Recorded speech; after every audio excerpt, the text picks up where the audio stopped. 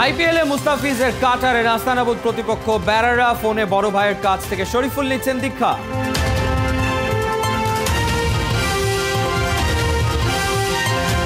লিস্টে ক্রিকেটে ক্যারিয়ার সেরা বোলিং করেও তৃপ্ত নন নাসুম আহমেদ, ব্রাদার্সের বিপক্ষে শিকার করেন 5 উইকেট।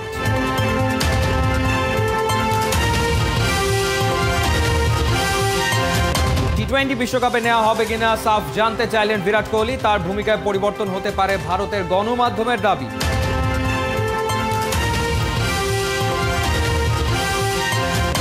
প্রিমিয়ার লিগ হকির শেষ দিনেও মারামারি হাতাহাতি, উত্তেজনা ছড়ালো চির প্রতিদ্বন্দ্বী মোহামেডান আবাহনী।